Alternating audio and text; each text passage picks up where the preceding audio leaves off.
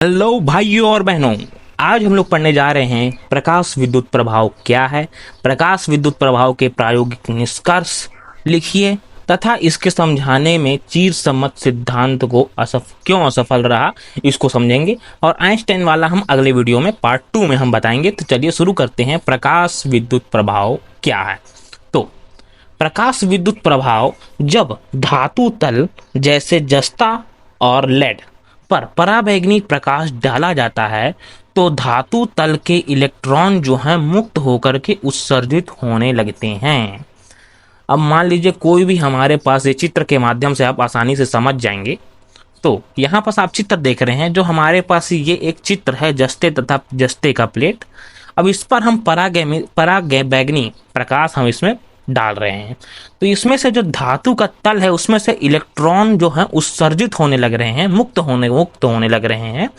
तो इसी प्रकाश की घटना को ही हम कहेंगे प्रकाश विद्युत प्रभाव। उत्सर्जित इलेक्ट्रॉन को प्रकाश उत्सर्जित इलेक्ट्रॉन कहेंगे। सिंपल, कोई भी दिक्कत वाली बात यहाँ पर नहीं है। सिंपल, आपको अगर नहीं समझ में आया हो तो हम एक बार और समझा देते हैं।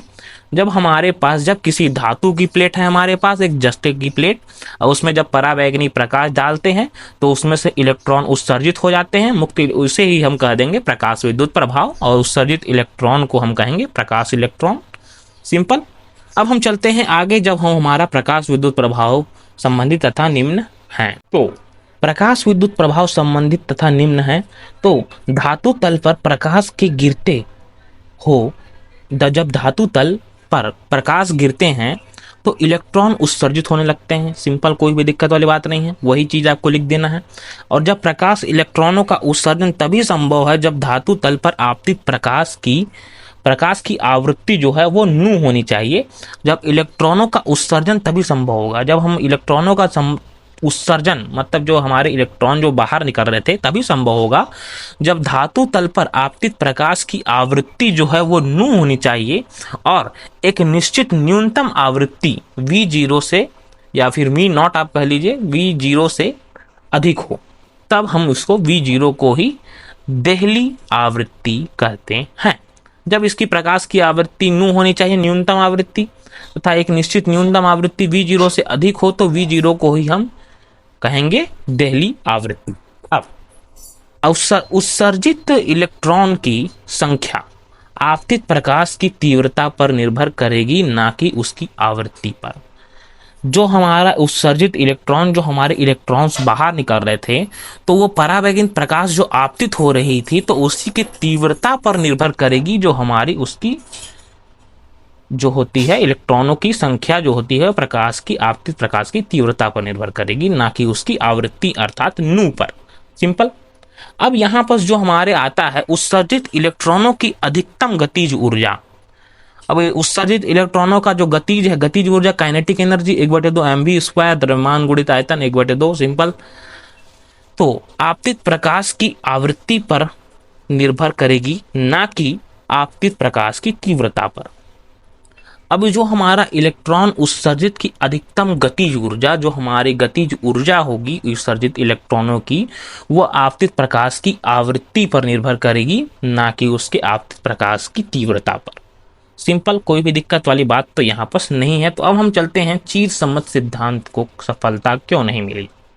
तो इन तथ्यों की व्याख्या करने के लिए चीर सम्मत सिद्धांत निम्न कारणों से असफल रहा। अब इसमें चीर सम्मत सिद्धांत में कौन कौन से अशुद्धियां मिल गई हैं, अब उसे हम देखते हैं।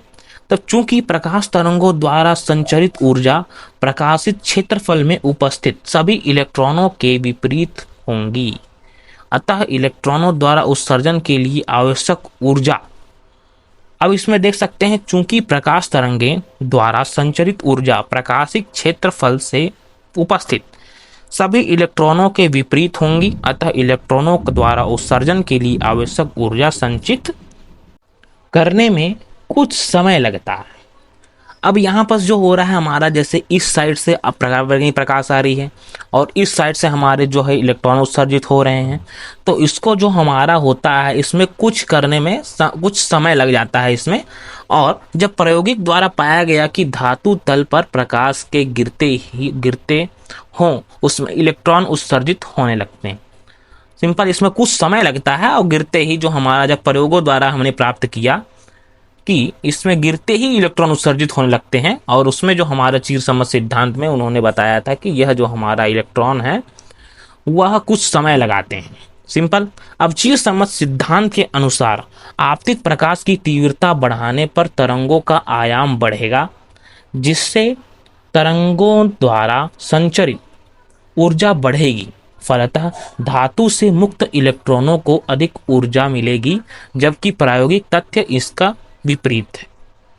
यहाँ पर जो हमारा चीरसम्मत सिद्धांत के अनुसार जो उन्होंने बताया था कि आपतित प्रकाश की तीव्रता बढ़ने पर तरंगों की आयाम बढ़ेगी, जिससे तरंगों द्वारा संचरित ऊर्जा बढ़ेगी और फलतः धातु में मुक्त इलेक्ट्रॉनों को अधिक ऊर्जा मिलेगी। परंतु जब हम प्रायोगिक तथ्य निकालते हैं तो इसमें जस्ट अपोजिट हो जाता है कि आपतित प्रकाश की तीव्रता बढ़ाने पर तरंगों का आयाम नहीं बढ़ेगा, इसमें तरंगों द्वारा संचरित ऊर्जा नहीं बढ़ेगी, फलतः धातु में मुक्त इलेक्ट्रॉनों को अधिक ऊर्जा नहीं मिलेगी। सिंपल हो जाता है, प्रायोगिक तथ्य जस्ट अपोजिट हो जाता है।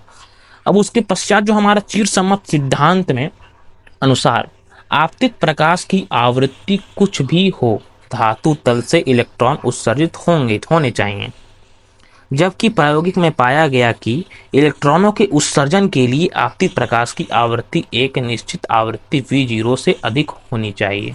चीरसम्मत सिद्धांत में सीधे सीधे बता दिया कि कुछ भी आवृत्ति होगी तो हमारा जो इलेक्ट्रॉन है वो उत्सर्जित होने लगेगा। परंतु जो प्रायोगिक तथ्य हमने ज्ञात किया तो हमें पता चला कि जो हमारा आवृत्ति है निश्चित आवृत्ति V0 से अधिक होनी चाहिए, तभी हमारा इसमें उत्सर्जन प्राप्त होगा, वरना कोई भी इलेक्ट्रॉन उत्सर्जित नहीं होंगे। तो ये था हमारा सिंपल तरीके से सभी जानकारियाँ। अगर वीडियो पसंद आई हो तो वीडियो को लाइक कीजिएगा, और हम अगर कोई भी क्वेरी क्वेश्चन होगा जो आपको कमेंट में बताइएगा, मैं सभी क्वेश्चन का जवाब देने का फुल प्रयास करूंगा। और हम मिलते हैं अगली वीडियो में। धन्यवाद।